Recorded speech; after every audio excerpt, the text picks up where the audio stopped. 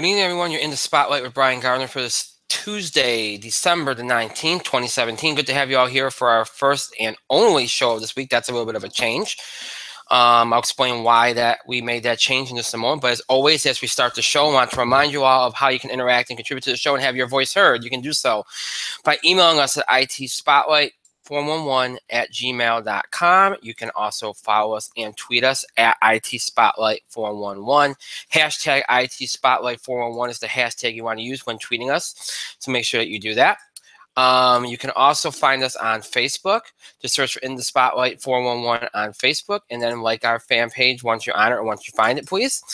Okay, so as I just explained, we have a little bit of a schedule change for a couple of reasons. One being that, I've gone back and forth over the last couple of weeks on the holiday schedule, because with Christmas being on Monday and New Year's being on Monday this year, it kind of makes things difficult as far as figuring out the schedule goes, because there are some people, and this may be more so if you work in a school or you go to school, you usually get the whole 2 weeks. Like if Christmas is on a Wednesday or whatever, you get that week, and you get the New Year's week off. Sometimes you get 2 weeks off for the holidays. Way it falls this year, some people aren't getting 2 weeks off; they're just getting the week. Christmas Day Monday, and then the rest of that week. So it's a little bit different this year. So it was kind of hard to figure out how we're going to advance the schedule. And then when I sat down and kind of looked at things, I'm like, all right. And you all heard what I said last week. I said, well, we'll do 2 shows for this week, and then we'll do 1 show the week between Christmas and New Year's. We'll do it on Thursday. Because Tuesday's the day after Christmas, and people might be busy and all that kind of stuff. So let's just stay away from it. So, and that's fine. We're going to still stick to that plan for next week. But then I started thinking about this week, and one thing that I noticed over these last 2 days is that it seems like very few people are actually working. I've seen, maybe it's just me around here, but it seems like, kids are in school, but it seems like very few people are working. And I got a lot of mail last week from a lot of our fans that were telling me that, well, they mentioned the holiday schedule, and our fans are great because they oftentimes will give me advice. Like they'll tell me, oh, yeah, I don't know if you should do a show on Thursday. Maybe you should switch it or don't do one, And these are the fans that have been with us since the beginning. Some of our newer fans aren't quite, like that, and they're still great. But we have fans that have been here since the beginning that like to give me advice and say, hey, maybe you should avoid certain things, So I got some mail from some of these fans over the weekend that, mentioned, maybe it's not a good idea to do a show on Thursday, because there are some people, as the week goes on, more and more people are going to have time off. They're off doing other things. They're Christmas shopping. There's a lot going on. Just because the holiday's not till Monday does not mean that people aren't busy and things aren't hectic, and which is a very good point. So I started thinking about it, and, it's weird because as I was thinking about the schedule and how everything was going to shake out, I was thinking more along the lines of New Year's week and how maybe we should do only 1 show that week. But then, you figure when you think about New Year's, it's New Year's Eve, people go out, they party, they do all that. And then New Year's Day is kind of like their recovery day. And then, so most people go back to work on January 2nd. And they're back into their daily lives. So it's not as much as it would be, of a hectic period that week as it would be before Christmas, where people are off at parties or rushing around, buying Christmas gifts and doing all the big things and everything else. So when I started thinking about things and taking in what people were saying to me and all that kind of stuff, I made the decision to not do a show on Thursday. So that was what I ultimately decided to do. And again, this is not something that, I've been going back and forth, and a part of me is still like, well, do you want to do it that way, or but I think it's the right call, and I think it works. And honestly, when I sat down to iron out what we're going to do this week, remember I told you last week I thought this was going to be a pretty normal week. I honestly had a hard time filling up 2 shows. I really did. It didn't need to happen. There's not a whole lot going on in sports right now. I mean, last week's winter meetings weren't really huge. A lot of the stuff happened pre-winter meetings. So there's not a lot of baseball stuff. There wasn't a lot in college basketball this week. We obviously have the NFL. We got some, and I got to address the college football thing. People have been asking me about the bowls, and I'm going to talk about that. So there's a couple of things there we have to address, but like I said, and then entertainment-wise, there's not a whole lot. And there was something I wanted to do with entertainment that I was toying with over the weekend, but I really can't do it. I think it's too soon. So, yeah, I mean, there's just not a whole lot we can do this week and really next week. So really, it's 2 shows is not needed this week. So that's one of the reasons why I was like, you know what? Why bother? Let's just do the one. And let's go from there. Let's just go from there. So so that's what we're gonna do. We're gonna just do the one show, and that's gonna be it for our show this week. And we won't have so we'll do tonight's show. We'll be off on Thursday. We'll be off on Tuesday, and then we'll be back on Thursday of next week. And then the week after, we'll go back to a normal schedule and roll with everything, and that will be that. So that's what we've ultimately decided to do. So I want to thank our fans that kind of maybe pushed me in that direction, helped me out a little bit. You were very helpful, so thank you very much. And again, I think this was really the right decision, so I'm pretty pleased with it. It just took me a while to get there, but yeah. So that's the reason for the schedule change. Now, as to my reasons why I'm late tonight, a lot of reasons. One, everything kind of ran late. There were some things going on with my wife, and then there was a dinner snafu and a bunch of other things. So it really was a comedy of errors tonight as to why I was late. So I won't get into. And you all know what's going on in my life. You all know how things are going. So when your wife's pregnant, things are going on. You gotta kind of work around things. Things happen. So we're doing the best we can, and thankfully, most of when I get mail, people understand. There a lot of people are at their computers or their cell phones all night, so they can chill out and wait for us. And you're all very patient, so I appreciate it. But but as the new year happens, things should improve, and as we go along, things will improve, and all right, so I addressed this week. I addressed what's going on next week and the week after. As you all know, tonight was the deadline for the ballot request for the 8th annual In the Spotlight Film Awards. So 9 o'clock was the deadline. Of course, we weren't on the air at 9 o'clock, so you pretty much had an extra hour. So if you don't, you're pretty much, for right now, we're done collecting ballot requests. So if you haven't done it, you're done, because you got an extra unexpected hour. So no, we showed you some mercy. So if you haven't sent a ballot request in for the film awards, that time has passed, and we're done with that. We now move on. So those of you that were late in sending them or sent them throughout the day today, you'll probably have your ballots before morning, so you can get started on those. Those that sent it before today, you all should have your ballots. And again, you have until I think it's January 4th, I believe.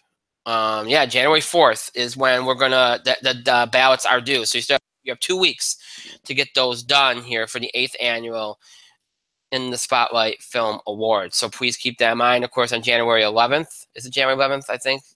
Yeah, January 11th. I think we'll announce. I got it all written down. I just don't want to pull up my list right now.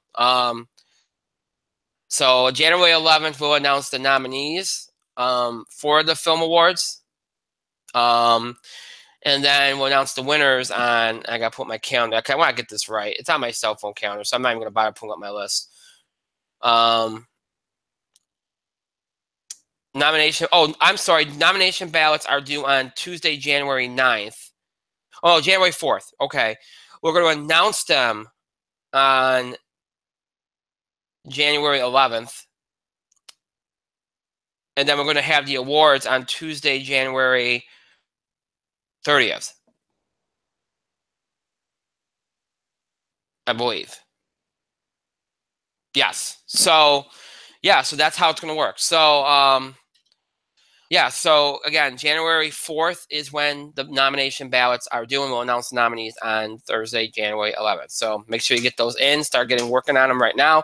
With Christmas and New Year's, it's going to be busy, so the quicker you get them done, better. And again, try to take it as seriously as you can. Again, I can't make people vote a certain way. I don't want to make people vote a certain way, but, you know, just try to take it seriously. Don't just vote for your fair. Try to be fair if you can, and if you haven't seen a movie or haven't looked at clips from that movie, and you want to try to be, judge people's work or judge a movie for, try to take it as seriously as possible. Look at things that maybe you don't know about, research them, and go for it. That really helps the process. So go ahead and do that. So, and anybody that has a ballot has like what I call my key or my suggested way of looking at how to vote and everything. So you all have this information handy, but it just doesn't hurt to remind you all. So, all right. So I think I got through all the announcements. We don't have a lot to do tonight, but we have some things. But first, I'd be remiss if I don't welcome in my co-host who is celebrating his birthday today. Hello, birthday boy. You're in the spotlight.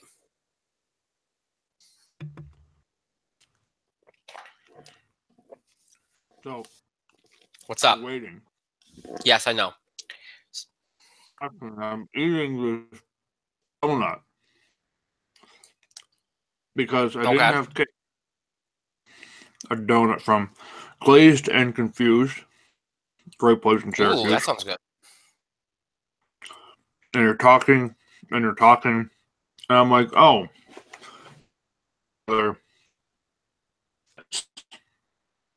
Watch some of the SmackDown stuff that I didn't see. Looks like some interesting stuff.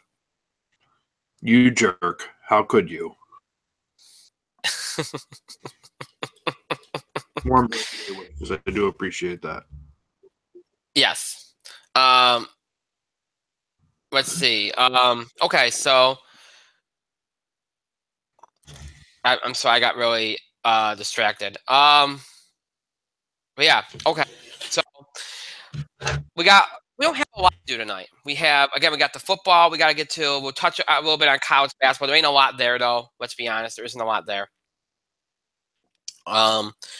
So there's not much to talk about there. Yeah.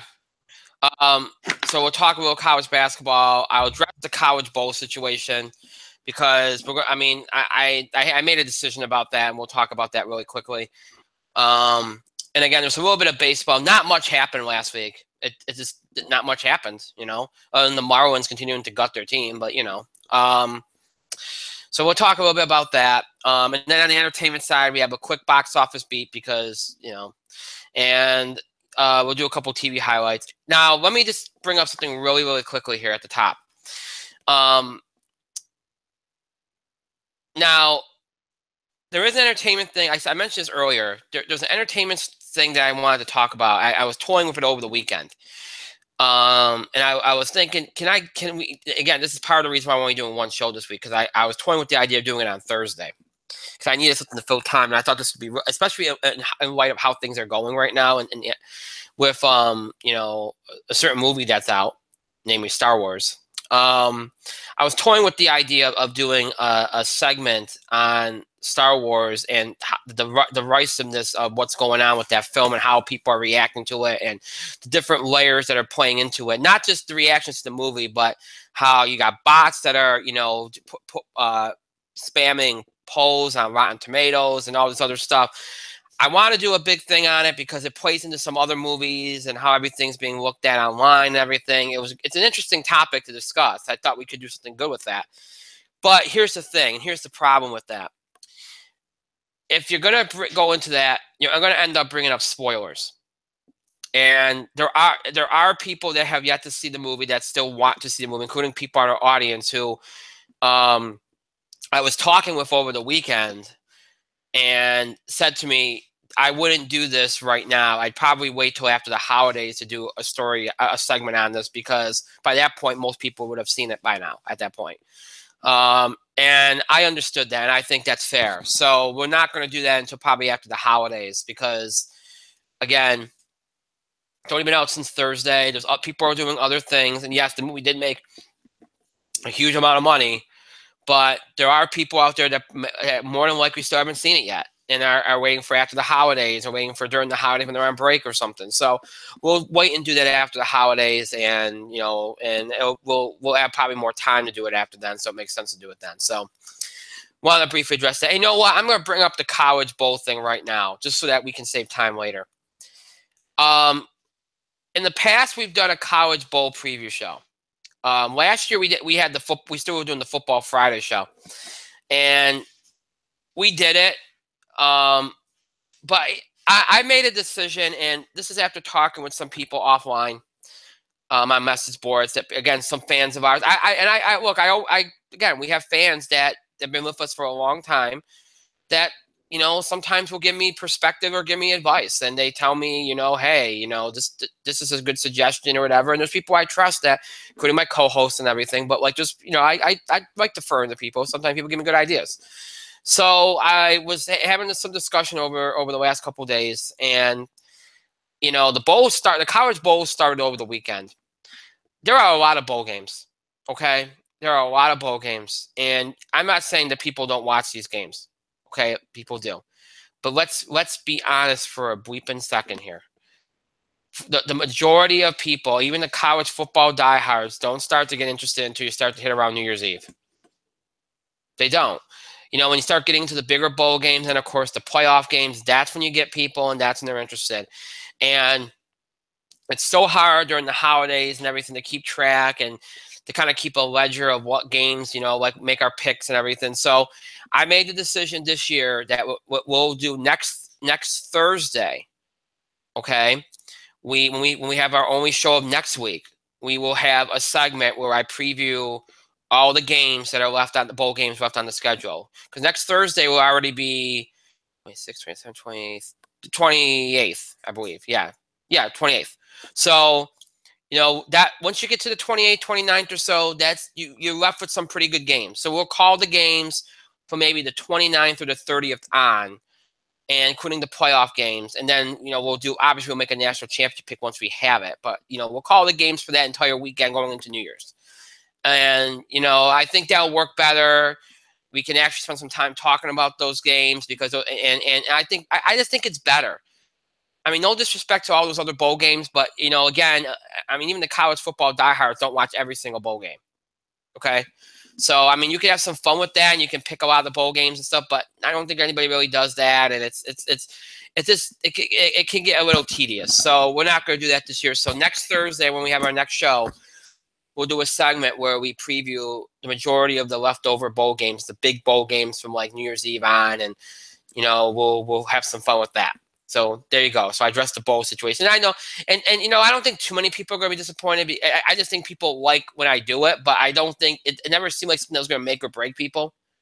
They really just want the big bowl games, and what we think of those, and that's and we'll give you that obviously. So yeah, I just wanted to address that. So there you go for those wondering about the college bowls, and what we're going to do with those. So okay, that's done. So no college football tonight. So let's jump into things here, and let's go. We'll go NFL first because that's going to be where we spend a little bit of time. And well, a lot of things are in focus now for the playoff hunt after week 14, as they should be. After week 15, I'm sorry, as they should be with 3 weeks left. And then some things got even dicier. Some teams are at a point where they probably didn't expect to be.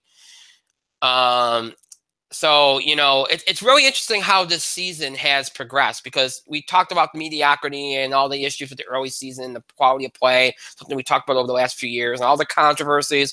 But as the season has gone on, you've looked at some of these records that these teams have put up, from Philly to Minnesota to New England to Pittsburgh to the Rams to the Saints, the Panthers. I mean, some of these teams have put together some very good records that you haven't seen. You haven't seen this many teams have records like this, like 10-4s, 11-3s, and 12 and whatever. You haven't seen so many teams have these kind of records in years. And I think that speaks to the idea that there is a lot of mediocrity. And, these teams are beating up on the bottom tier teams and inflating their records. Whereas before, some of these teams were maybe a little better, and it prevented teams from prevented too many teams from having those kind of records. So that's what this season has become about, is a host of teams being on a top tier, and a bunch of teams kind of just being in the mix or under that mixed in the mixed level, and simply being on the outside looking in, or worse. So you look at this weekend. A lot of teams took care of business. The Vikings beat the Bengals to improve to 11-3, took care of business. Ravens beat a Browns team that they needed to beat to hold on to their playoff chances, handled their business. Bills beat the Dolphins, handled their business to improve to 8-6. Saints handled their business against the Jets to get to 10-4. Eagles handled the Giants with Mick Foles, who actually looked very, very good, which is a good sign. Threw for 4 touchdowns. Very good sign for the Eagles. They go to 12-2. Giants gave them their best shot, but they got through it, and they get a first-round bye. So they handled their business. Jaguars handled their business against the Texans, 45-7. They handled their business. The Falcons handled their business against Tampa, 24-20. Tampa could be tough in their building. We know that against upper-tier teams. They can be. Lions to stay in the playoff race handled their business against the Bears. So a lot of teams handled their business and improved their standing. And then there were teams that had tough challenges ahead of them and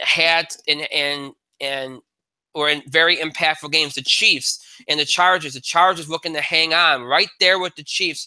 2 weeks ago, the Chiefs went we talked about the Chiefs. They've gone from Super Bowl elite team to being on the edge of falling completely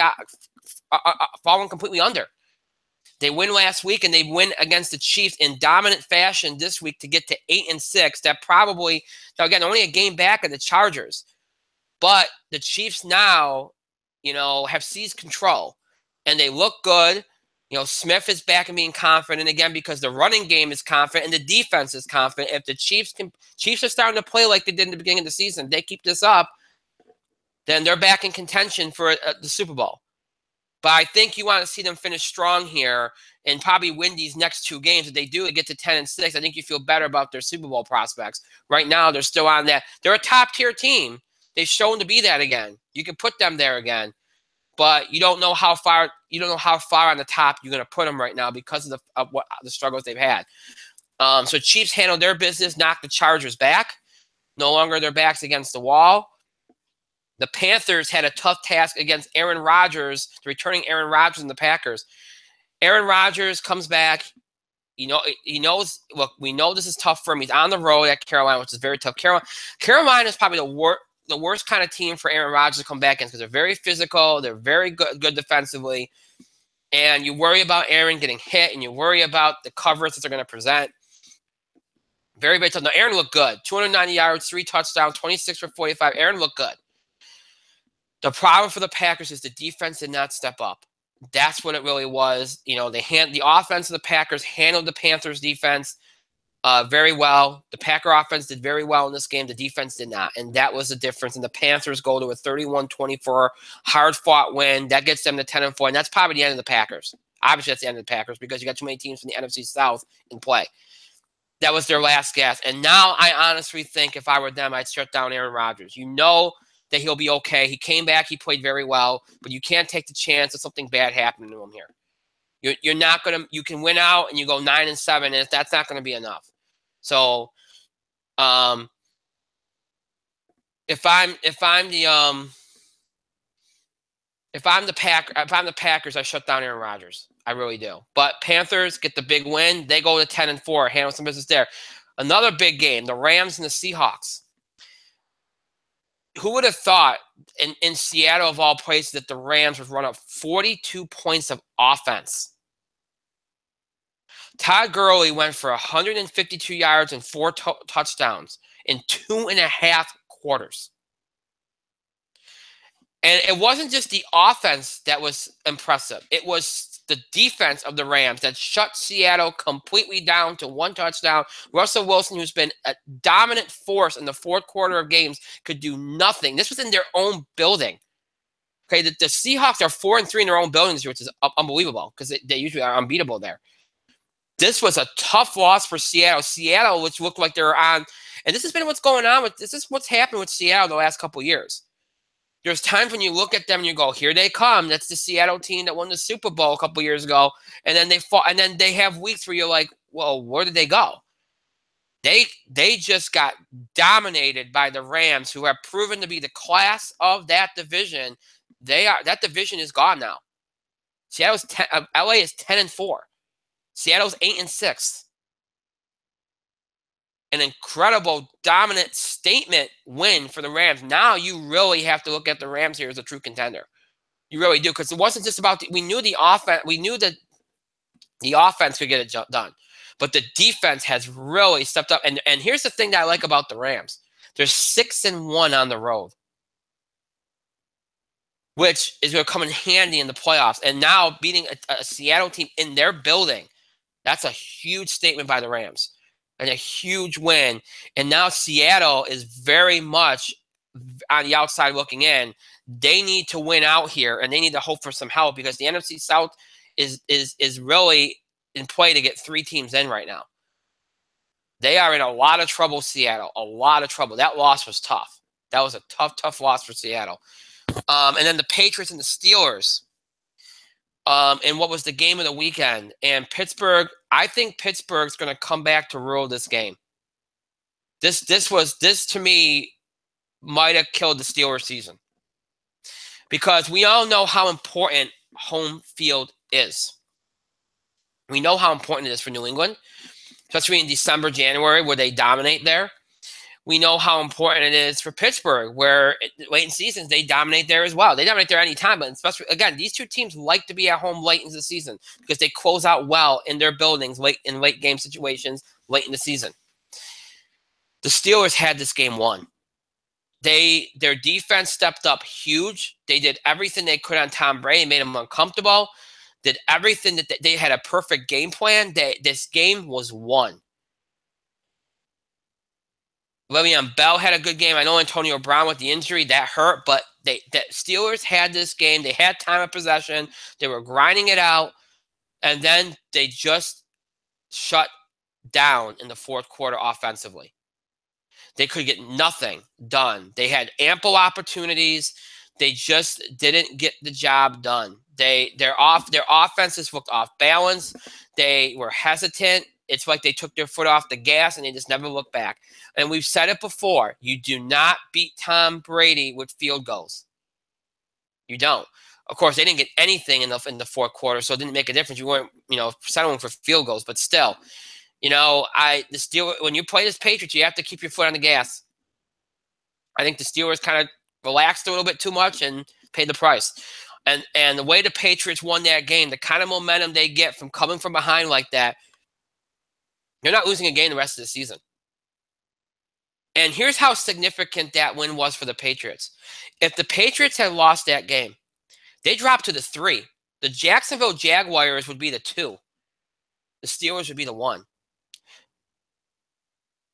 So you not only knock New England from 1, you knock New England out of a first-round bye. That could have changed the entire complexion of the AFC. Now, could that still happen? Could the Patriots still get dropped? I guess. But you need some help, and you need to hope they lose. And the Steelers aren't going to have the tiebreaker now because they lost. So, to me, the Patriots pretty much locked up that first-round bye, and they probably locked up the 1 seed with that win. And now they have to hope that Jacksonville doesn't somehow bite them. But needless to say, that was a significant loss for the Steelers, a significant win for the Patriots, and a huge turn for the AFC, because there were probably a lot from Jacksonville to the Chiefs to the Steelers themselves. All those 3 teams who figured to be the big players in this year's AFC playoffs were probably watching this game. We're obviously looking at this game and going, boy, if they lose, that opens up the AFC. I mean, I know Pittsburgh can be tough, but boy, if you can get that game out of New England or even knock New England out of a first-round bye, you're like, wow. Boy, does that change the complexion of the AFC. But it didn't happen. Huge win for the Patriots. So the Cowboys, who were going against a Raiders team who was fighting for their playoff lives. hanging by a thread with their playoff chances. They get the job done. They find a way in an ugly game. Dak Prescott and company finds a way. They get a 2017 win to keep their chances alive at 8-6 again, like Seattle on the outside looking in, but they're still alive. And the Raiders are definitely out of the mix. And then the Titans, who, even with this loss, are very much in the mix. A tough loss to the 49ers, 25-23. Jimmy Garoppolo with a game-winning drive, looking very good is he for the 49ers. But for the Titans, that's a tough loss, and a loss that might be it for them. So that's a significant step in the wrong direction for them. So a week with some big wins, some big losses, some big shifts. And, as we look at the playoff hunt, as we go down to the end here, as we head to the final 2 weeks here, week 16 this weekend, really, I think for the most part, we know the majority of the teams that are going to be in play, and then there's a couple teams hanging on. But really, I think it's starting to look like, in the NFC, you have the Eagles, who are right now are going to be either the 1 or the 2. And then you got the Rams and the Vikings in play for that 2. Probably the Vikings will more than likely get that. And then you got the Rams. And you got,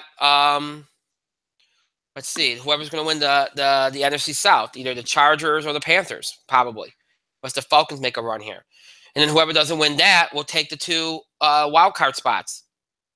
So 3 NFC South teams figure to get in unless there's a miracle and either the Cowboys or the Seahawks sneak in. That's your playoff picture on the NFC side. On the AFC side, Patriots are going to be one of the first round buys more than likely. Steelers will either be a first round, probably a 2 or a 3. Jacksonville could be in play there as well. You got the Chiefs if they hold on here. They'll be probably the 4. And then, we'll see. You got the Bills, the Ravens at 8-6. Maybe the Chargers can sneak in. You got those. Those are the kind of teams you got in play. So that's really what you're looking at the AFC right now.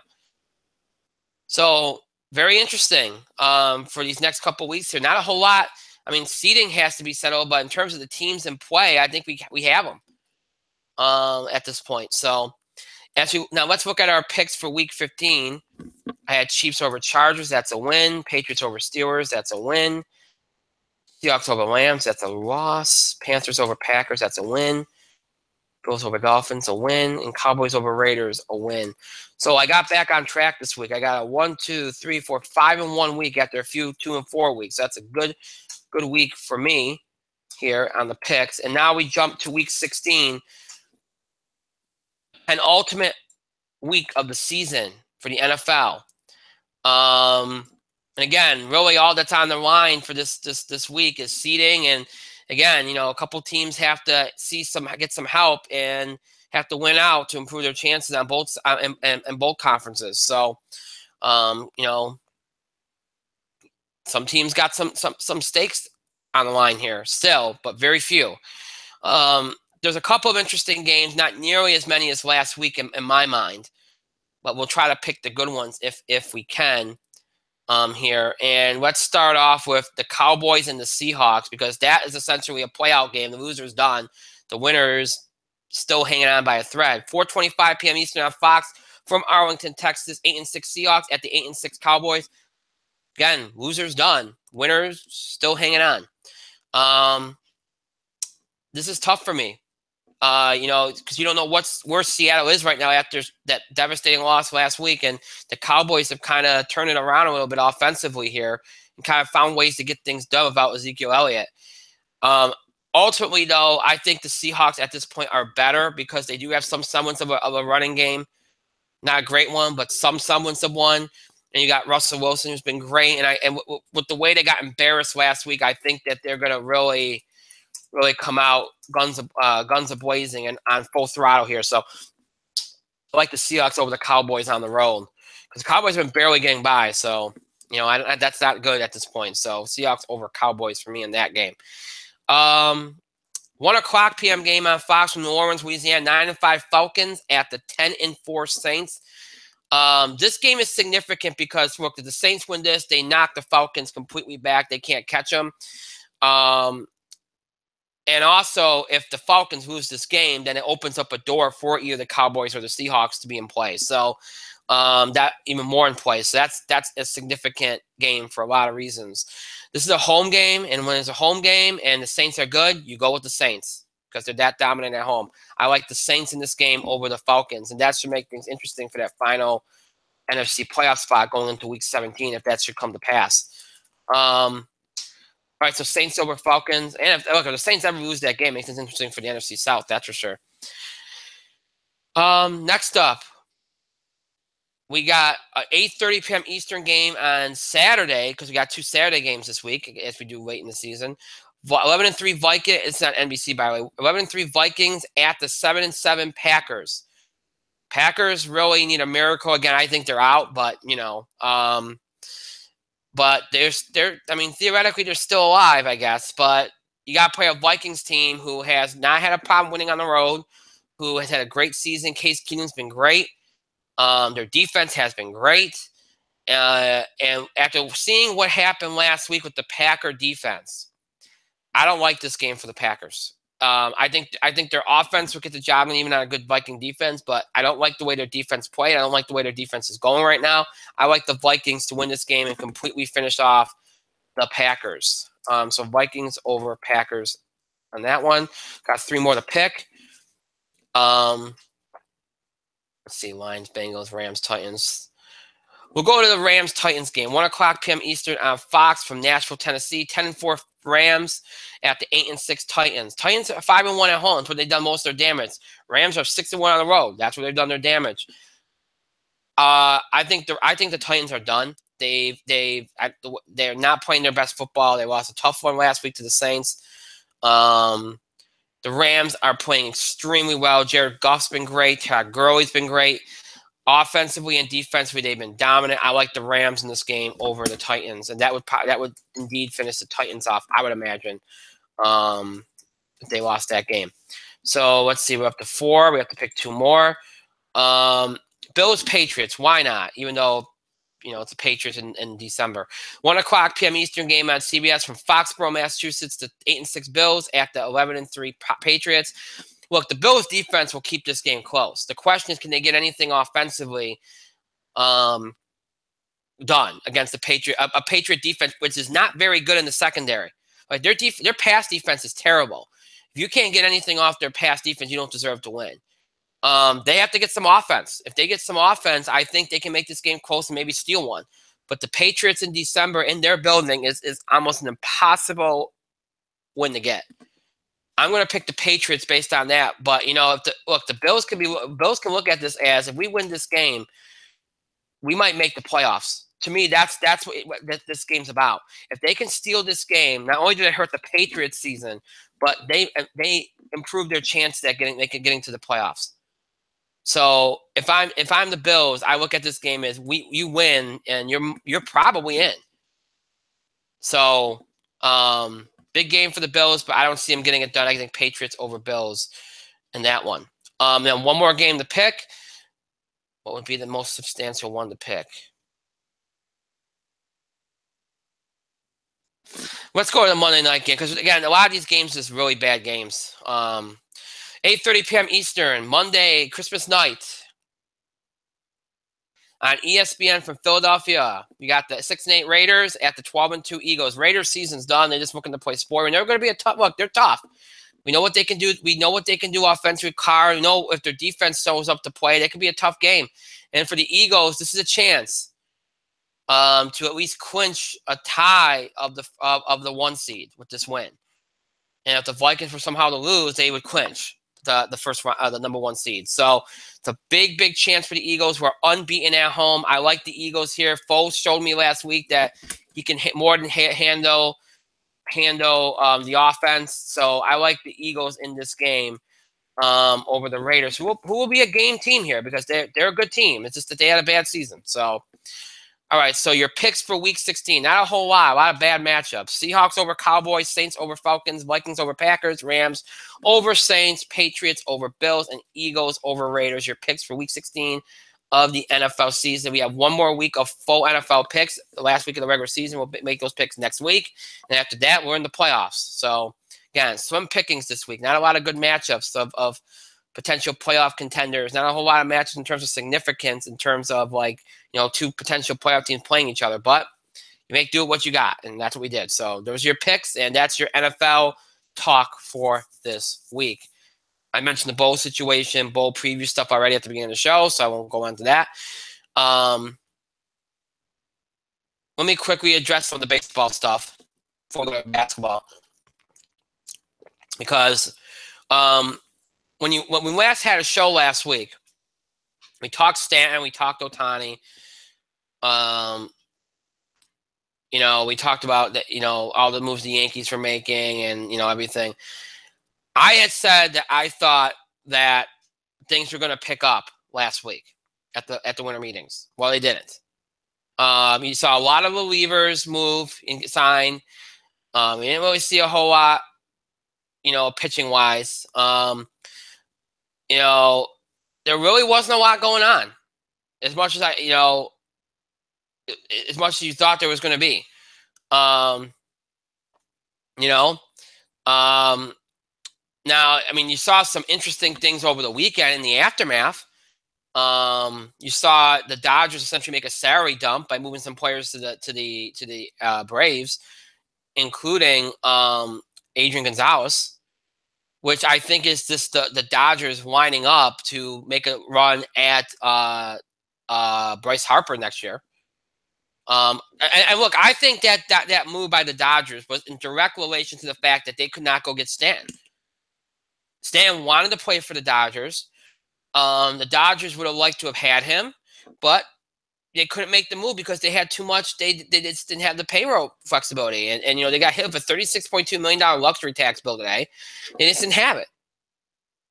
So, you know, they couldn't do anything about it. So in the aftermath of the winter meetings, they do essentially a salary dump on the Braves, and they free up some cash, and away you go.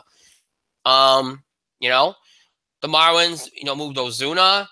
You know, there's some stuff going on with Yelich where, you know, they're going to talk to Yelich because I guess they don't want to move him, but Yelich doesn't want to be there now because they've moved too many of his friends, and the team's essentially in complete rebuild. It's essentially a fire sale. And speaking of the Marlins, I guess Jeter listened to complaints at Marlins town hall because things are getting really bad down there because the way he's handling things. And look, he deserves it. I like Derek, but geez, he's boxed this big time. He really has.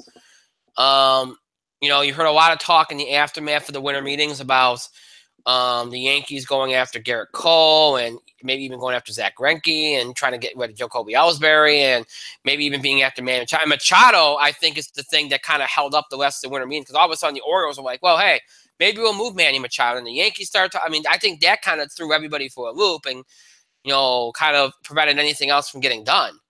And look, I don't think the Yankees will get Machado. Do I think they'll trade Machado? Yeah, but I think they'll move Machado to somebody like the White Sox, and then we'll see what happens after that. But, you know, but I think that kind of played a role, and then that's been the story since then. Is, you know, what happens with Manny Machado, and then now you're starting to see some people go after some of the free agent pitchers. I think the Astros are going to have a meeting with Yu Darvish, which is interesting. Mets are reaching out to Adrian Gonzalez, who I think is going to. I think he got released by the Braves after the trade. So. But yeah, and then, you know, there's some talk about Mike Moustakas finally now. JD Martinez is getting some interest as he was on the back half of the winter meetings. The Red Sox would like to go get him, but I don't know if they'll be able to do it. So, you know, but really not a lot. Not a lot. I think the Red Sox re-signed with Mitch Moreland, which takes them out of the Eric Hosmer race. So that's interesting. But yeah. You know, not a whole lot else going on. You know, we all thought and that same trade, you know, the Dodgers made where they moved Gonzalez, McCarthy, and Kazmir to the Braves. And Gonzalez was obviously designated for a sign. Like I said, it was released. Matt Kemp went back to the Dodgers, so funny how that works out. And CC Sabathia resigned over the weekend, which was fairly expected. So, other than that, not much going on. I mean, again, I think the Machado stuff kind of held things up a little bit. People weren't expecting him to go on the trading block, and that's what happened. So, other than that, there hasn't been much discussion. I know there's a little story about Steven Strasburg saying that he might, skip future All-Star games because he thinks the change in routine affected him and contributed to an injury he had last season. That's ruffled some feathers. I don't know. Look, I get it. Sometimes it does affect people. I mean, it's a delicate thing. You want to be there for the fans that vote you in or select you, or that for the managers that select you. But at the same time, you know what? You don't want it to injure you either. So it's a delicate situation. It's something that is always discussed. But but that's obviously been a source of a lot of discussion. But other than that, there's not a lot going on. A lot of rumors, a lot of speculation, but the Yankees have been the ones that kind of been having the foot on the gas since Thanksgiving moves, and everybody else is kind of making these moves or signing relievers, or not much going on. And the winter meetings were a lot quieter than we all thought they would be. Interesting to see how that's happened, and I do think part of the reason why these big periods, the trade deadline and the winter meetings, I think the reason why they're quiet is because sometimes the trade market is what drives these big, personnel events now. The off season, the trade deadline, they're driven now by trades. They're not driven by free agent signings anymore. And you end up seeing a lot more trades with the trading deadline a month before the trading deadline than you do at the trading deadline itself. Trading deadline is always quiet now. So, and it's quiet because a lot of teams take forever to get a deal done. They like to work at a pace, and they like to be meticulous about their process and look into players and injuries and all that other stuff. And that's why it takes so long. It's not like before, just teams would be like, oh, all right, I'll make a trade, and I can, if it doesn't work out, I'll just go spend money. It's not happening anymore. The free agent class, the off season is driven by trade, and the trading deadline is a much more meticulous process than it ever was. And that's why the trading deadline day is always slower now. And that's why I think the offseason is slower now in terms of moves. Teams are more meticulous now. They really think things through. They have a process. They think things through. And what happens. And they don't just make reactionary decisions anymore. They really go into detail about things and research things. And that takes a while. So if you're up against a deadline, you say, you know what, I'm better off just not making a deal. I'd rather do my due diligence and miss a deal than not do my due diligence and pay for it later. So that's why the trade deadline is not what it used to be. And then the offseason, see more trades because, see more trades get done because they got more time. And also because the free agent class is just not impressive. Now, next year is different. For the first time in a long time, you're going to have a good free agent class. But it ain't going to happen every year. So different game. It's a different landscape in baseball now. Really, it is. So not a lot going on in baseball. Not a lot. Like I said, it's been quiet. So let's go to basketball, where it's been also quiet in college basketball, and the NBA is obviously going to have a big week with Christmas and everything, and we'll probably start talking more NBA after Christmas, so you can look forward to that. But in college, it's been it's been a quiet week. Not a lot going on. Syracuse got a big win over Georgetown on the weekend, which we talked about in that classic rivalry game. Had a couple of interesting upsets. I think Saturday, I mentioned last week, I thought Saturday was going to be the biggest week, biggest day, and it was. You had, I'm trying to pull this up. If I'll ever pull up. Oh, right here. Oklahoma beat Wichita State. And look, Trae Young, Oklahoma is starting to really take off here. You're going to hear Trae Young's name more and more as a player of the year. Because people are starting to compare him to Steph Curry, and rightfully so. He's shown to be that good. But big win for Oklahoma there. Virginia Tech challenged Kentucky. Had a good game there. Just didn't get a job done. Kentucky won that game. East Tennessee State, who I think is a potential bracket buster, put a really good game on Xavier. Only lost by 2.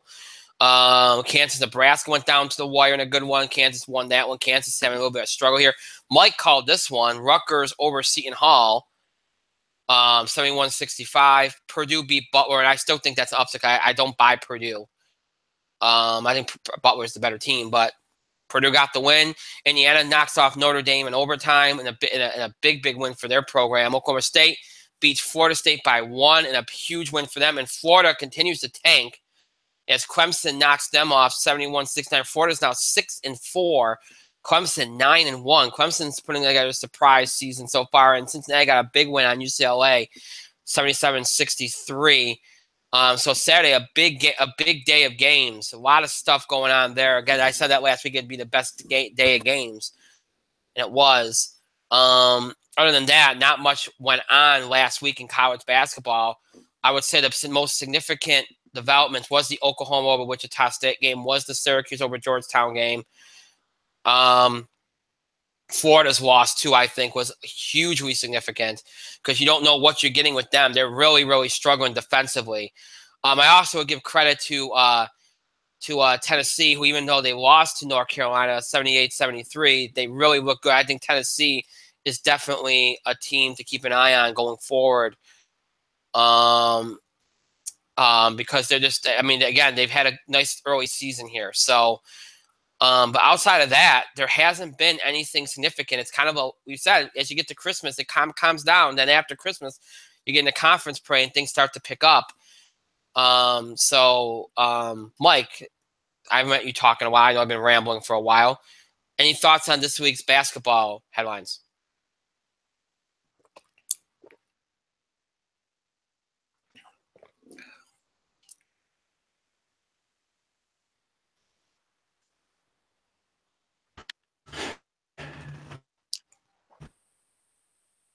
Brady, man, he's on another level. You know what? I know it doesn't look like it now, but I think the New England Patriots is Super Bowl champions. Man, Brian, I think you got to talk about baseball now. It's time. That long of football, and I just football and like.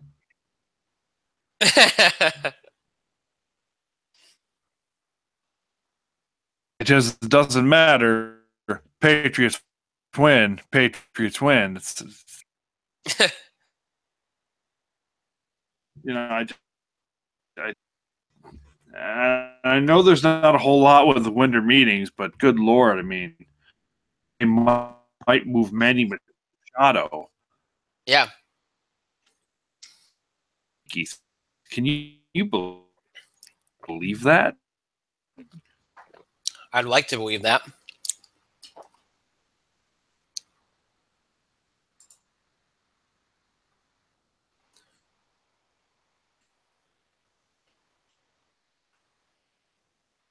You there?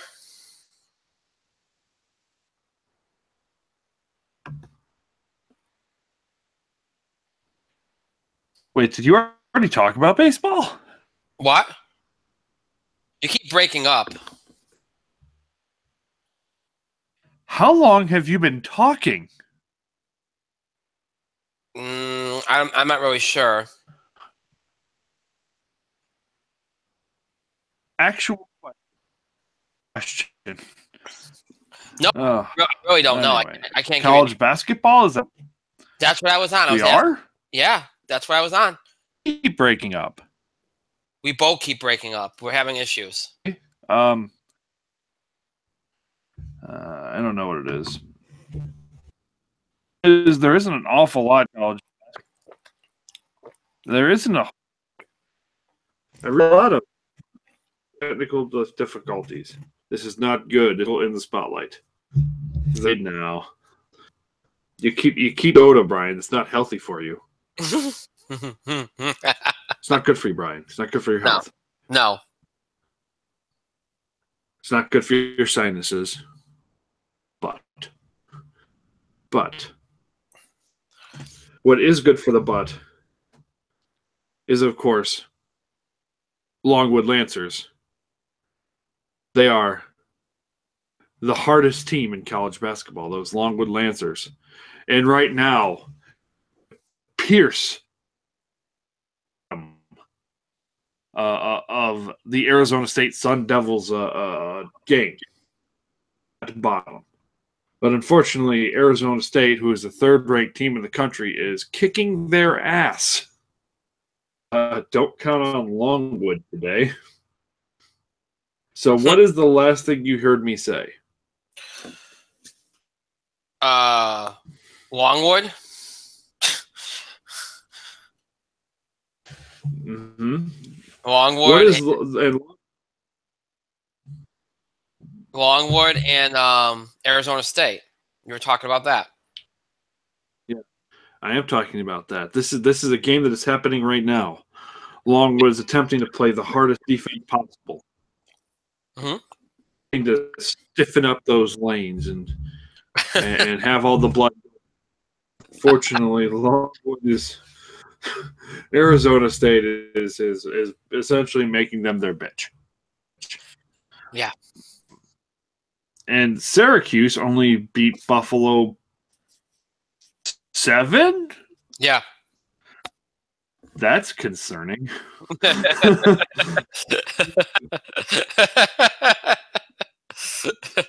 get ready for Thursday. St. Bonaventure is not really what they call a joke. No, they're not. No, they're certainly not. And that's actually an interesting game to watch this week if people get the chance. That's going to be an interesting game. Yes, 100%. Update my leagues in order. I want my men's basketball. All right, I digress. Let's see the scores from this weekend. I don't care about the NBA scores. Yes, I did in fact call the fact that Seton Hall was a weak ranking place to play. Spoilers, that's what happened. Mm-hmm. The Virginia Tech played Kentucky. Really tough. They played Kentucky real tough. I mean, they only won that by 6 points, Kentucky. Mm-hmm. Played them hard the whole way. So Virginia Tech might be a team you might want to watch out for. TC Syracuse. Mm-hmm. Northwestern beat DePaul by 2. And that's interesting because I don't know if DePaul is that good or Northwestern is that bad. I'll answer that question in a week. Yeah, Northwestern is a team. They're a Big Ten team. They had high expectations after last year. Years where they kind of rebounded. Mm. Is DePaul that bad? Is DePaul that good? Or is Northwestern that bad? Also, Xavier got scared by East Tennessee State. Mm-hmm. East Tennessee State could be a team that you might see in March. And the fact they almost upended the number 10 team in the country, it's worth talking about. Michigan State defeated Oakland by 13. I'm pretty sure if this were in March, Oakland would have beaten Michigan State by 13.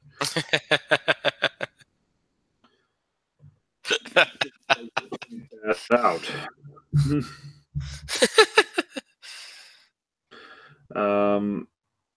But other than that, I mean, yes, there were some impressive upsets. There were some slightly important games. For instance, Carolina beat Tennessee by 5. Right. At that time, the number 7 North Carolina Tar Heels beat the number 20 Tennessee Volunteers. It's good to see Tennessee actually kind of good again.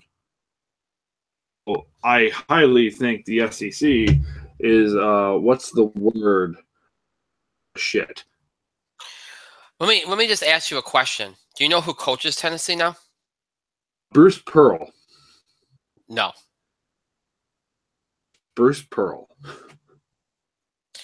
Do you honestly not know though? I want to get your reaction to this. Do you not know? Stone Cold Steve Austin. No. No. Then who is it? Rick Barnes. Oh yeah, that's right. I knew that. I knew Rick Barnes coaches Tennessee. I figured you did. I did hear that Rick Barnes ended up at Tennessee. So that means that Rick Barnes, and I will say this about Rick Barnes, the dude can recruit. Mm-hmm. Kevin Durant to stop in Texas for a year. But when it comes to actually winning games, well, Rick a stake that Kevin Durant comes back next year. All those reporters and steaks. Just pointing that out there. How about a steak? Oh God. Michigan State somehow number 2 team in the country. 104-62 on Houston Baptist. I'm just pointing out that were March. Houston Baptist would have won that game by 3 points. And Houston Baptist sucks.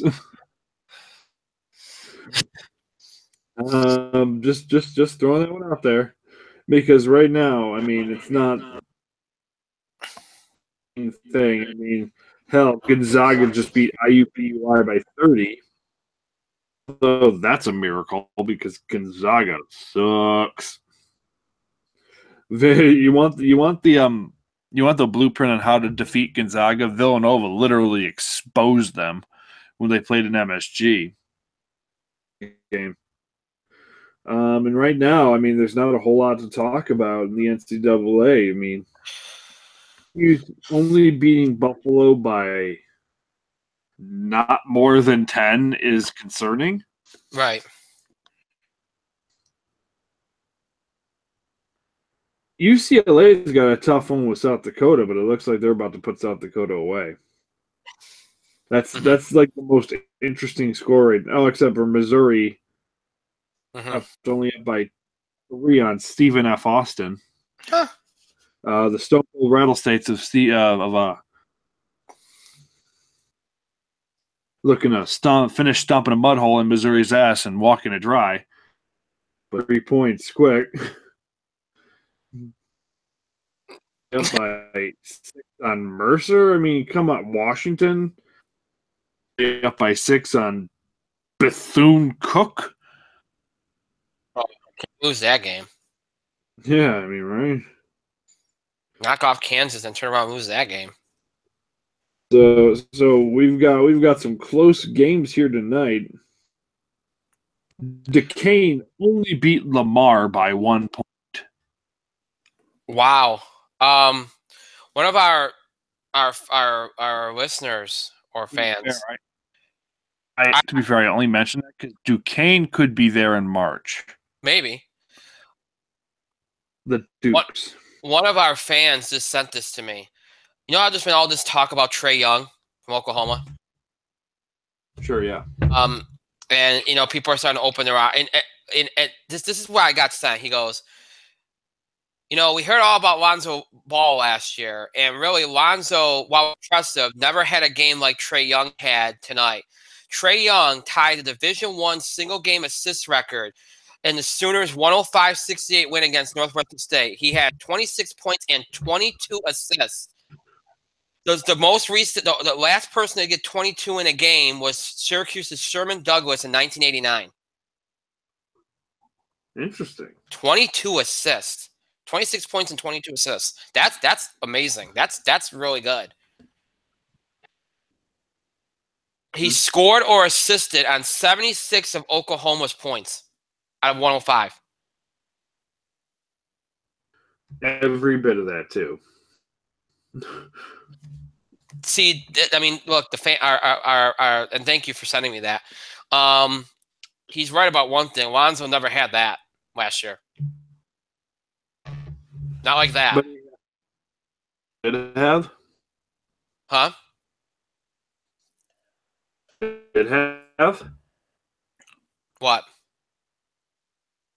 father that increased his height more than he should have. Yeah. Agreed.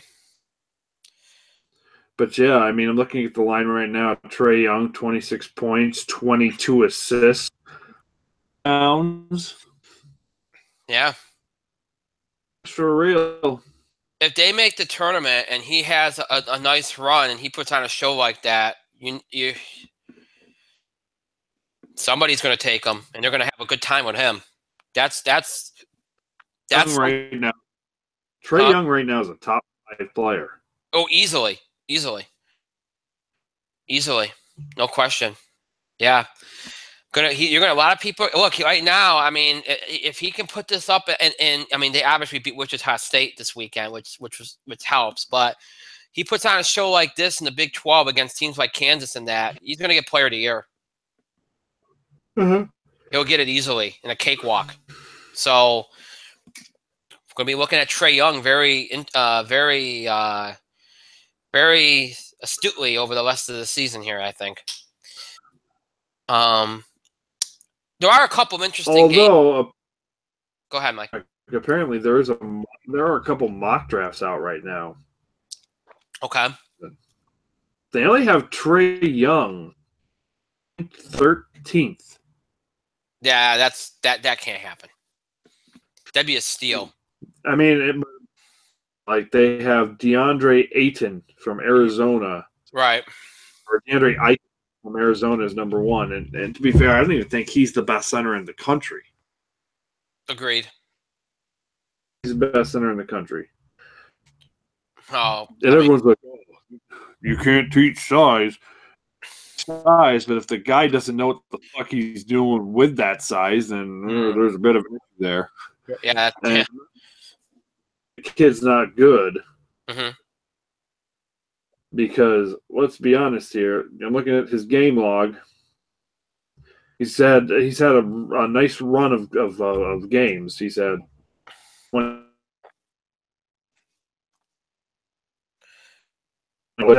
double almost every game, but even then, yeah, I think he's the best center in NCAA right now. I just don't. I agree. And again, I'm not a big fan of anything in Arizona, so take that as you will.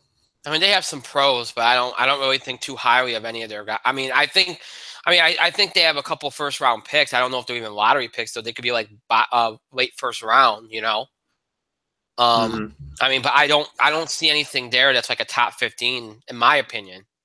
I think, look, if at this point, if Trae Young doesn't go top 10, I think it's a travesty. If he goes, I think he would, but who knows? There are a couple of interesting games this week. A couple interesting ones. Connecticut, Arizona on Thursday. There's also Gonzaga, San Diego State. San Diego State has been quiet, but they're decent. So a little bit of a tough test there for Gonzaga on the road on Thursday night.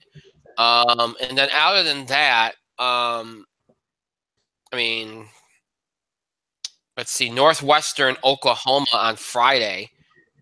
Might be worth checking out if you really want to see how good Northwestern is. This game is interesting because this team is going to be in play out of the Missouri Valley. Xavier's got Northern Iowa on Friday night. And Northern Iowa is getting this game at home. They are 6-0 at home, so keep an eye on that one. Another team that could be in play for the NCAA tournament, Hawaii, will get Miami on Friday night late as well at home. So that's two kind of bracket buster type games to watch on Friday night if you're interested in those. Other than that, I don't see a whole lot. I mean, do you care about Ohio State, North Carolina on Saturday? I don't. Kentucky, UCLA, that's a traditional classic game. That might be interesting. Although UCLA is kind of running on fumes right now because they're, short-handed as far as players go because some players decided to be stupid while on a trip.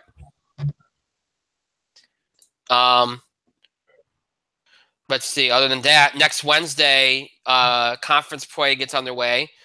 Xavier gets Marquette next Wednesday. That will be interesting, and that takes us up to the next time we have a show. So a couple interesting games, about on par with last week in terms of the amount of games worth watching, but could be some interesting developments. We'll see how it goes. So a couple bracket buster type games, and we'll see how it goes. Should be. I mean, next week things will start picking up as conference play gets underway. So not a whole lot going on in the land of college basketball, but that will change in less than 2 weeks. All right.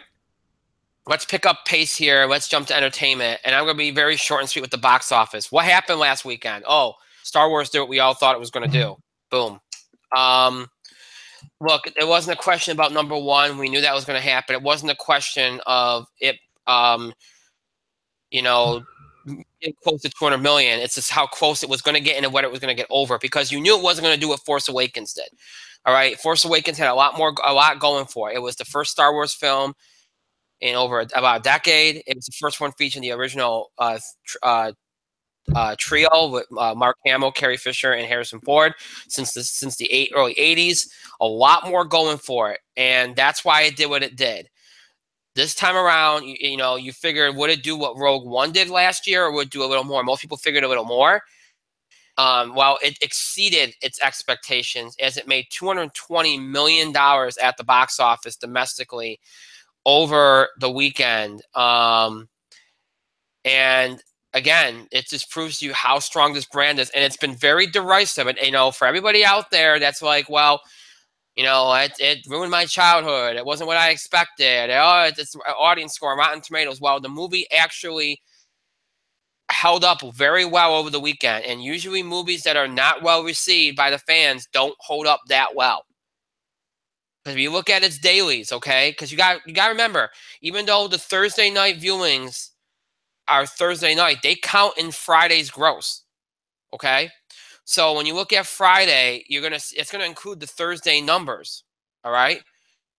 So when you take out the Thursday gross, realistically, like 45 million or so, it made about 10, 20, 30, around 60, 70 million on Friday, okay?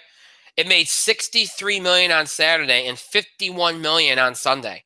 That's a very good hold. It barely dropped over the weekend.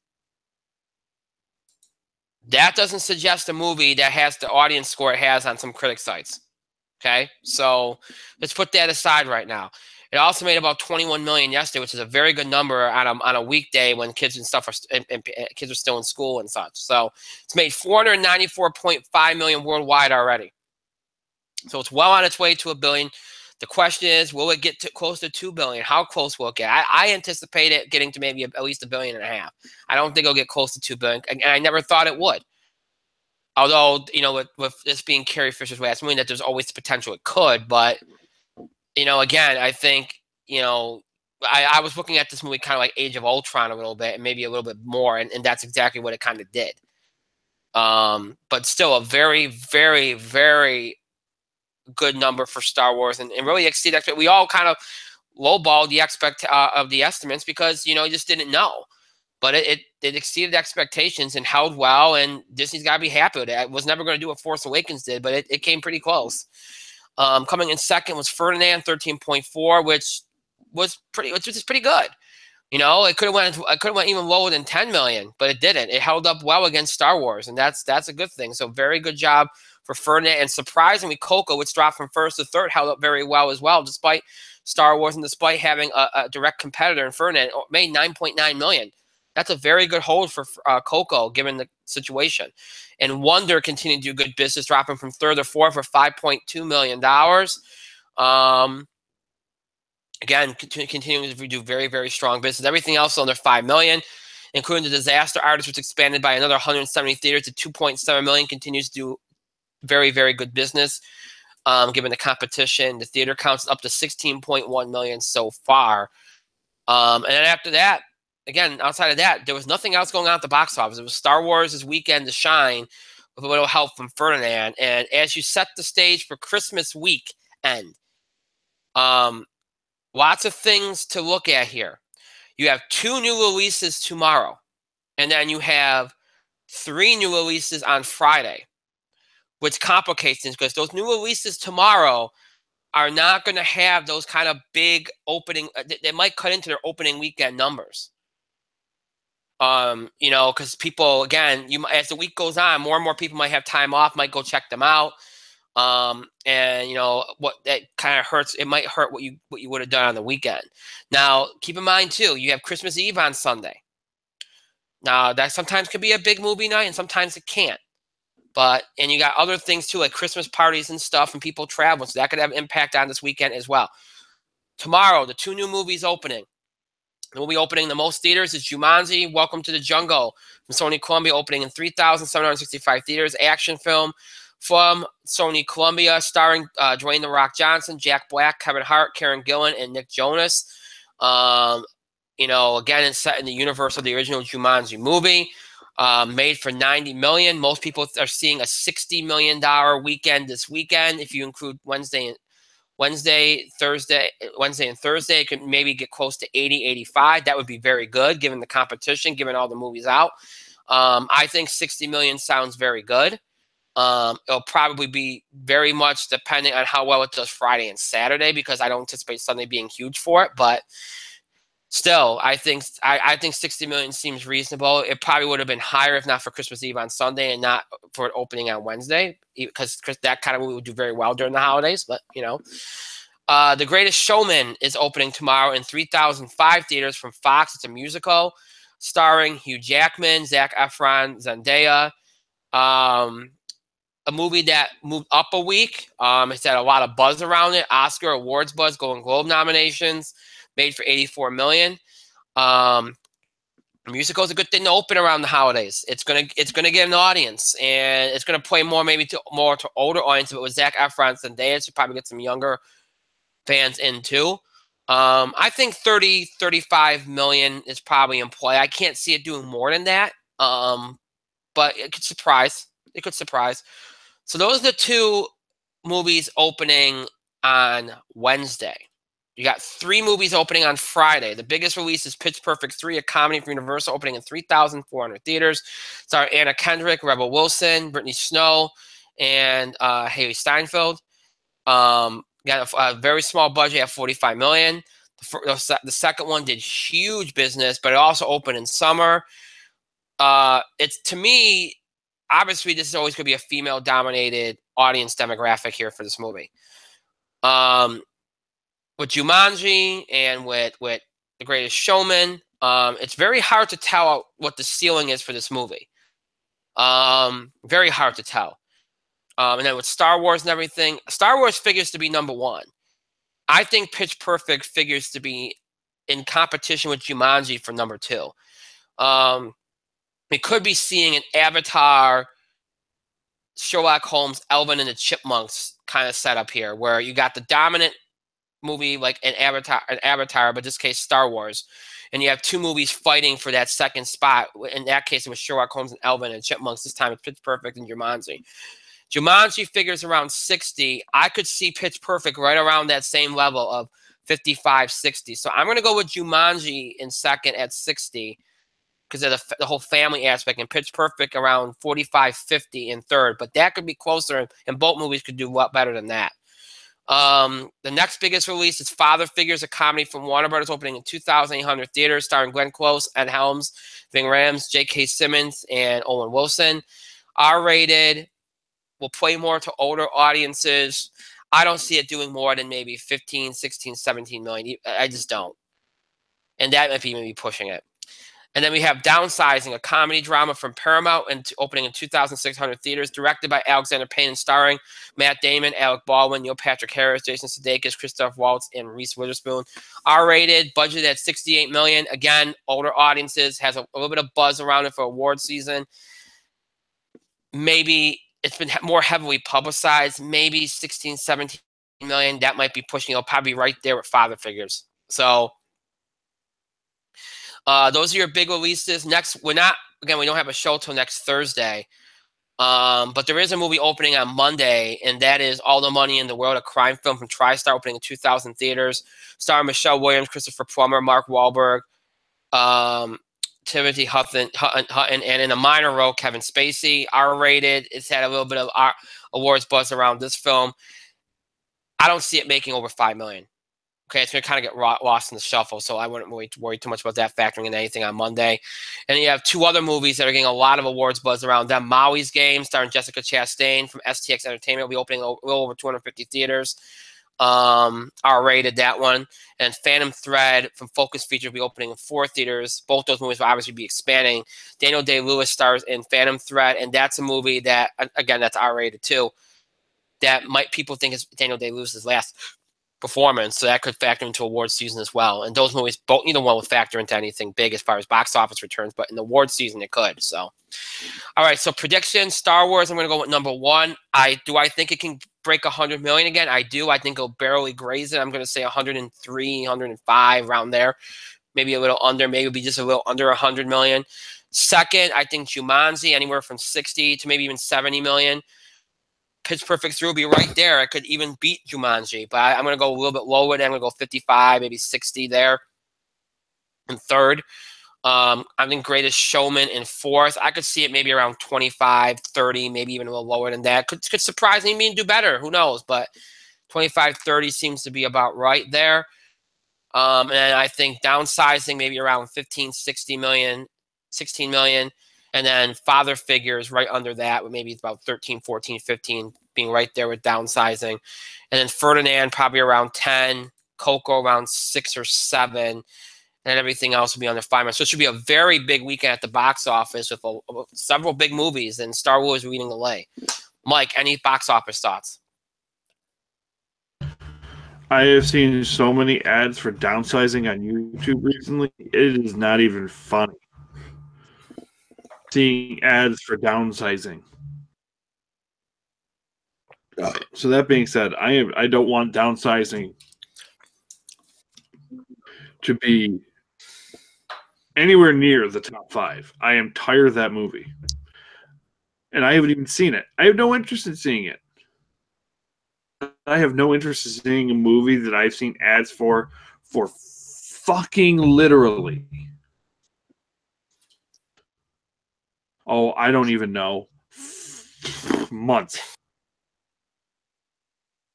And it is rude. Just pointing that shit out. That being said, Star Wars is going to win. Again, it should be a very big box office weekend, and that should carry you right through next week into New Year's, and it'll be good for the box office. They need it. It's been a rough couple months. That some things that they were depending on, some movies that they were depending on, just didn't do well. So, but Star Wars will lead the way, and a lot of other movies will hold their own too. So it should be very, very, very good for the box office this weekend and next. All right, TV highlights really quick, because there's not, this time of year is not a lot on TV. You know, a lot of things are in reruns and stuff. And obviously sometimes you can be catching up on things and stuff, but I haven't really had much time to catch up on a lot of things. But I have been able to watch some things. Let's see here. I did pretty much finish Lethal Weapon. Got caught up on that, and I've enjoyed that very much. I did finally watch the Psych movie. Mike will be proud of me. And I very much enjoyed that. And I said this to you off the air. Said this to Mike off the air, but don't be surprised if I know they said they're going to do 5 movies, but don't be surprised if they change that to actually just bringing the show back, because it was that good. I think they can. It did well too. So I'm being quick here, so just bear with me. And then Agents of S.H.I.E.L.D. on Friday, I thought was solid. I didn't think it was great. I thought it was better than the previous week, because right now it's kind of like table setting, but the ending was fantastic. And I'm actually looking forward to this Friday to seeing what they do with the Fitz episode and the Return of Hunter. I think that's going to be fun. So other than that, that's all I got, because there isn't just a lot on TV, really. And plus, again, been busy with Christmas prep and stuff. So, Mike, TV highlights. Okay, TV highlights. I don't have too many TV highlights either. But I will say, I have also finished Lethal Weapon. And Lethal Weapon is one of the best series on television, bar none. So it was really emotional. You actually thought that maybe one of the two would get seriously injured, or some serious things would happen to him. But instead, it set up a major story arc for next season. Mm-hmm. So I am interested in seeing where we go with Lethal Weapon here on out, and Murtaugh and fantastic. Everything's been well acted. It's easily, I think, the best show on television, and it's not even close. Let me rephrase that. I don't think it's the best show on television, but it's one of the best shows on television. It's not even close.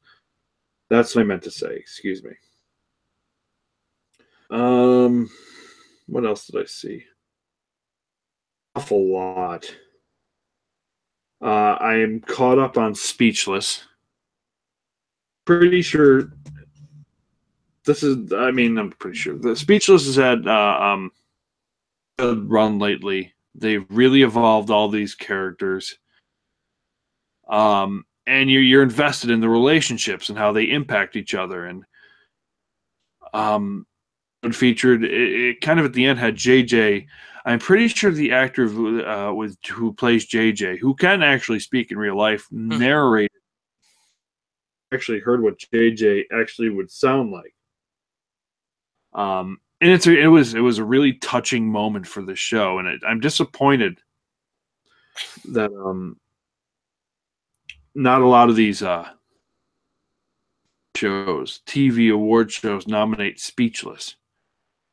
Probably the best comedy on television.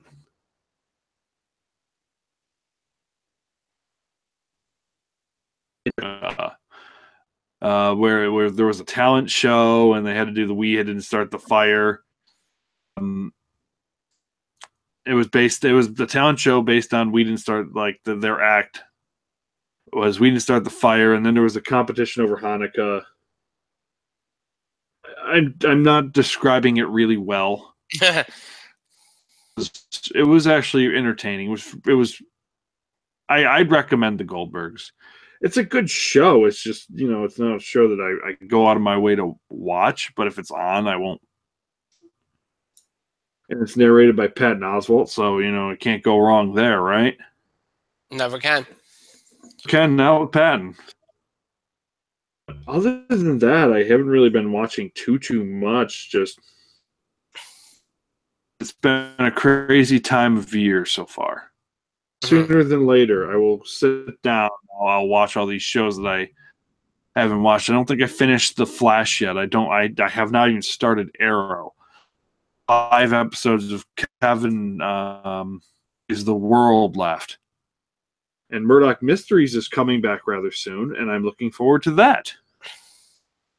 I mean, those fun Canadians already have Murdoch Mysteries, but we didn't get it yet. Damn it. We're going to get it soon. So, I don't know. That's it for now, I guess. All right. So, film picks, folks, we'll bring back after the holidays when we have more time. It's something we just don't have time for right now. So, now we move on to wrestling. And we'll talk about Raw, SmackDown, of course, the fall from Clash of the Champions. Which was a decent pay-per-view. Look, it was obviously a very predictable pay-per-view for the most part. We kind of had we kind of figured who was going to win beforehand. That happens a lot, but they did throw us a couple. They did throw us a little bit of a swerve with Ziggler winning the U.S. title, which played a big role tonight. And again, that was a good match, but boy, that was a surprise. And to have Baron Corbin pinned to do it was kind of even equally surprising. And then you had a great tag match with the Usos retaining. And again, just even the pre-show match with Ryder and Mojo Rawley was actually very good. And they moved the Breezangle and Bludgeon Brothers match to the main card. That didn't really factor into much. The WWE title match ended up going on last, which was a little bit of a surprise. But AJ winning, I guess that made sense. And given the angle they ran in the supposed main event match with Owens, Zayn versus Orton, Nakamura, Shane, and Daniel Bryan as the rest of the referees, I guess I can understand it. But still, AJ and Jinder had a decent match. Jinder, is to really thank AJ because in the two matches they had, he kind of made Jinder look very good. But AJ retained their good match there, and then you had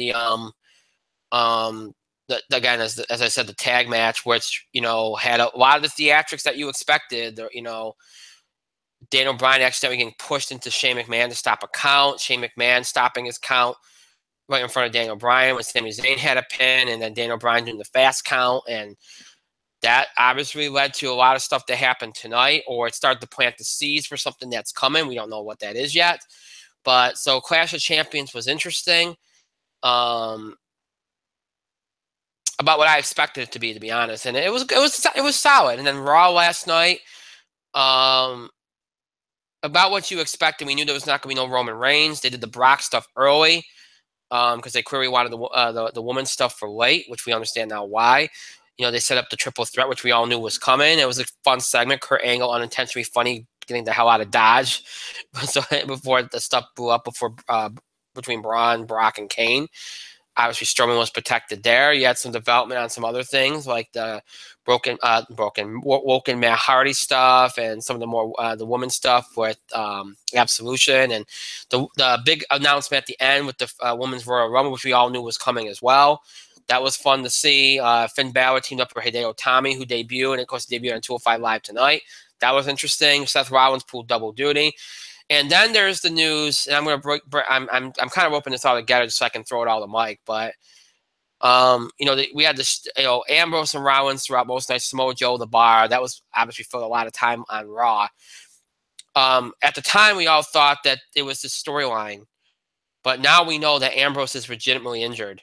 Apparently, it happened over the weekend. He showed up at Raw. And they're going to do an angle to get kind of rope it in, but I guess it ended up being even worse. It's apparently a triceps injury, tendon injury. He's going to have exploratory surgery, but the belief is that he's going to need surgery to repair it, and nobody knows how long he's going to be out. So more curse. This Shield reunion's been a curse. I mean, Roman's been sick and missing time, and I mean now it's Dean Ambrose. It's been and look, Ambrose has been a workhorse. Eventually these things catch up to you, and here you go. So Ambrose is going to be out for a while. So we'll see how that impacts their plans, and that obviously factored into big time into last night. So that was Raw last night. That's about the big highlights you had there. And tonight on SmackDown, some interesting development. But before I get to that, let me throw to Mike first and get his thoughts on the pay-per-view on Sunday and on Raw last night before we get to SmackDown. Mike? Well, I mean, the pay-per-view was maybe a little bit better than normal. You get to see a lot of it. Missed the Mojo Ryder match, but from what I saw, I did end up seeing the finish on YouTube, and I will say that Mojo's the Mojo angle they were building on the show was actually interesting. Mm-hmm. That I'm not opposed to them maybe doing a little something with Mojo. I am opposed to them pushing Mojo to the main event, but I don't think that's going to happen. But we didn't think that was going to happen with Jinder Mahal either. Obviously, the big thing on the show, I'm very surprised the main event was Jinder. But once they did that, it kind of spoiled the fact that AJ really wasn't losing. But he gave Jinder Mahal his second or third or first best match. And all of Jinder's best matches have been with AJ Styles. All of them. So Jinder needs to be thanking AJ Styles when we send him a nice Christmas card for, thank you for carrying me in my last bunch of main event matches. I appreciate it. You made me look great. So it was rather interesting. Big story on the show, though, is Owens and Zayn, Orton and Nakamura with Bryan and Shane as referees. Owen and Zayn winning was absolutely the right call. Absolutely the right call. It was interesting how they got to it, though. And they addressed it tonight on SmackDown, where it was like, oh, well, all right, so Randy eventually hits Zayn with the RKO. One, Shane's counting one. He celebrated the RKO too. It's 1, 2. Kevin Owens pushes Daniel Bryan on Shane McMahon. And I was like, I didn't know that at the time, so I thought you were doing something. But Daniel Bryan's like, no, that was an accident. Why would I stop a good count? All of a sudden, Sami Zayn able to roll up to Shane does not count 3. It up. Randy Orton is down for a legitimate 4 count. Shane McMahon doesn't count the 3. He did. Shane McMahon's like, nope, fuck you. Then Sami Zayn rolls up Randy Orton one more time. Daniel Bryan fast count 1, 2, 3. Boom. It was absolutely the right call. It was not the most interesting match, especially considering the talent involved. It was one of those matches that picked up towards the end, especially when you brought the referee angle into the whole thing. So you know what? I'm rather surprised it wasn't like amazing all the way through, but you had to have that feeling out process. You had to have the slow build, and then the ending of that match was very memorable. The ending of that match was memorable. So Clash of Champions was fine. Fine. The Hideo Itami thing was a highlight for sure. Itami, you think he's going to be a heel. He comes in as a face. He saves Finn Balor. He and Finn kind of go over the Miztourage. They do. Itami wins with the go to sleep, the GTS. And I know most of our audience knows this. But in case you don't know this, and you're like, well, why is he using CM Punk's move? Formerly known as Kenta, invented the go to sleep. It was his CM Punk, when he realized the Anaconda Vice, he also stole from Hideo Itami. It's funny, most of CM Punk's finishing movesets, Hideo Itami. And then they signed Hideo Itami when CM Punk left. How funny. So when the Anaconda Vice wasn't getting over, he needed a striking finisher. So he adopted the go to sleep. He borrowed it from Hideo Itami. He adopted it, even kept the name in honor of Hideo Itami, Kenta at the time. So yes, CM Punk would even say this is his move. So when Hideo Itami uses this move, it's him reclaiming his own finish. And if Hideo uses the Anaconda Vice, well, he created that one too, so fuck off. Because I know for some reason, that was a big deal. A little bit on Twitter. Let me one more time, the go to sleep, Itami's move. And he used it very well, except that Axel didn't know how to do the fucking GTS. It's weird. Curtis Axel, who wrestled CM Punk and has taken that finish. GTS. Kind of weird, huh? The things you forget. The things you forget after a few years. I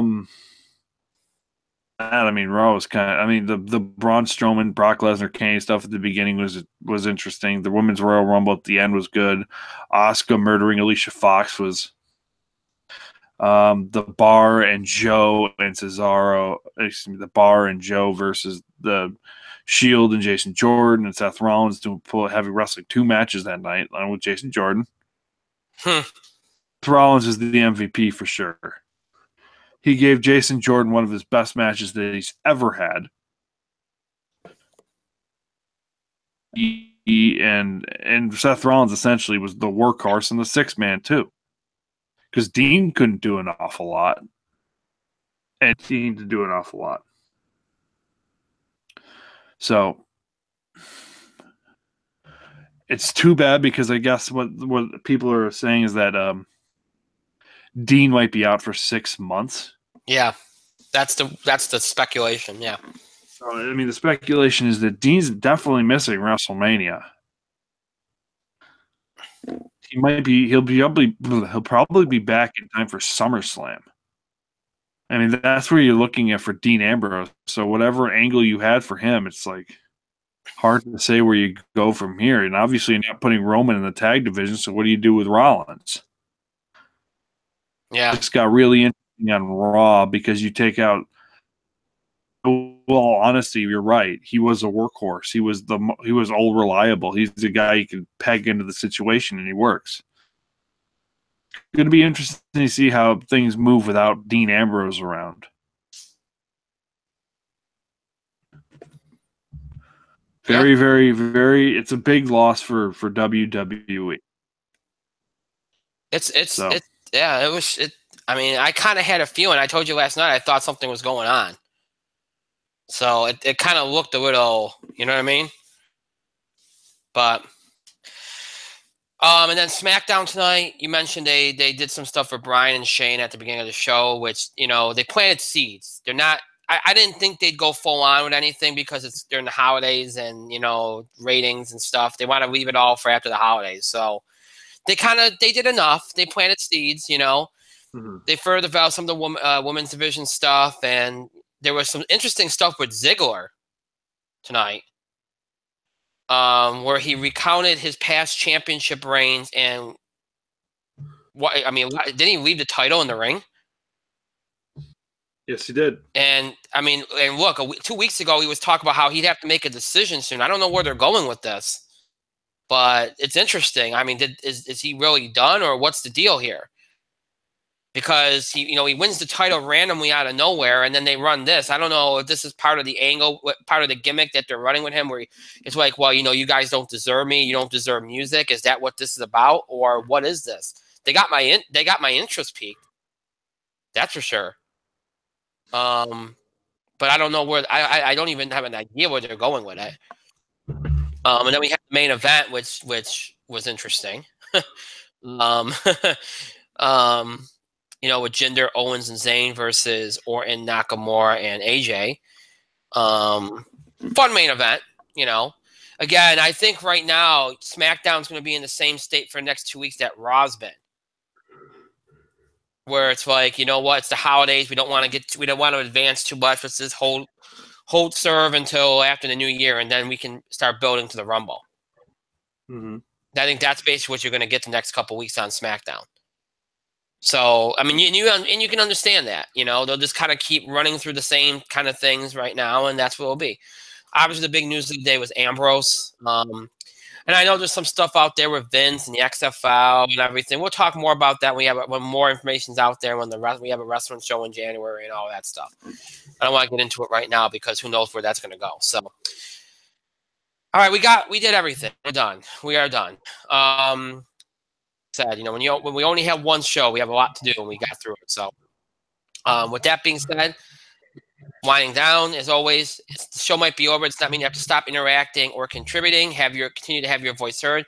Questions about the show, scheduling of the show, any topic or breaking news items for your sports, entertainment, wrestling that you want us to cover. Any questions about the film awards. General questions about the show and the scheduling of the show, reactions, comments, opinions on the show, or things we talked about. Any things you can do by email, Facebook, and Twitter. You can email us at itspotlight411@gmail.com or follow us and tweet us anytime at itspotlight411. And remember to use the hashtag itspotlight411 anytime you tweet our show or tweet at us. Of course, you can find us on Facebook as always. Just search for In the Spotlight 411 on Facebook, and then make sure that you follow us on Facebook, like us, follow us. And you want to make sure, again, that you follow us on Facebook and Twitter for the latest updates on the show, any big announcements. Of course, we also post random items on there as well. So Facebook and Twitter. On Facebook, search for In the Spotlight 411. Make sure that you like our fan page. And, of course, on Twitter, just search for us at IT Spotlight 411 and make sure you follow us on there. And then you'll be able to access everything that you want to access, all the information, big announcements, all that good stuff you can have access to by following us on social media. Make sure that you do. 2 ways to keep up with the show and look back at classic episodes. Again, you can search for us on Google Plus and YouTube. Just search for In the Spotlight 411. And once you're on our show pages on both Google Plus and YouTube, you'll have access to every episode we've ever produced for both of those sites. That's every episode from mid-October 2015 all the way up to tonight's current episodes. That's also available for you to stream anytime you want. Again, just search for In the Spotlight 411 on Google Plus and YouTube. Again, In the Spotlight 411 on Google Plus and YouTube. If you're not a fan of streaming, maybe you want to listen to us on the go or just listen to us in general, then you want to check us out on our main host sites, Podbean and iTunes. Search for In the Spotlight 411 on both of those sites. Once you're on our show pages on both sites, you'll have access to every episode that we have produced in the 7.5 years we've been doing the show. So everything from original run on Blog Talk Radio, from October 2010 to January 2011, all of our talk show episodes from January 2011 up to mid-October of 2015, and all of our Google Plus and YouTube episodes from mid-October 2015 all the way up to tonight's current episode are transferred to audio form for your convenience and also available to you to listen to, to listen to anytime you want. Again, every episode is in audio format for your convenience in order from the most recent, that being tonight, all the way to the oldest, way back in October 2010. So if check out an older episode from a few years ago or a more recent episode, keep up with current episodes, any of those things you can do, or you just like listening instead of watching, because some people do. Check us out on our main host sites, Podbean and iTunes. Just search for In the Spotlight 411. Again, search for In the Spotlight 411 on Podbean and iTunes. Let's see, Google Plus, YouTube, Podbean, iTunes. Again, those are your ways to keep up with the show and look back at classic episodes. Google Plus, YouTube, Podbean, iTunes. Just search for In the Spotlight 411. Again, just search for In the Spotlight 411. Thank you, Mike, for being here. Happy birthday. Thanks. Now I'm going to go celebrate the last 7 minutes of my birthday in style, jackass. Yeah. Oh, how did I cut myself? That doesn't make any remote sense. I cut myself on air. Does that happen? Somebody help me. Does that happen? Oh, God. Yeah. Anyway, I want to thank myself for a great show. Pat myself on the back without apparently cutting myself with nothing. Somebody explain that, how that's possible that I can do that. That was weird. Anyway, and thank all of you for your continued support and contributions to our show. Thank you so much for watching. Those who will be watching, listening later, thank you to you as well. That is it for tonight and for this week. Again, no show on Thursday. We are done. Let's see here. I'm going to bring... Oh, look. Let's get the cat on. Okay, there you go. We are done for this week. Again, there will be no show on Thursday and no show on Tuesday. We'll be back next Thursday. That's our holiday type deal. So our next show, again, will be next Thursday, which, somebody help me, I think is the 28th. Am I right? I'm going to check my calendar. I am right. 28th, December 28th. 9 o'clock from Eastern Time. We'll have all our usual stuff, sports. We'll talk about NFL Week 16. Look ahead to the last week of the NFL season. We'll do some bowl preview. We will do wrestling. We will do box office beat, TV highlights, all that good stuff, all our usual stuff on Thursday of next week. That's December the 28th, 9 o'clock from Eastern Time on YouTube Live.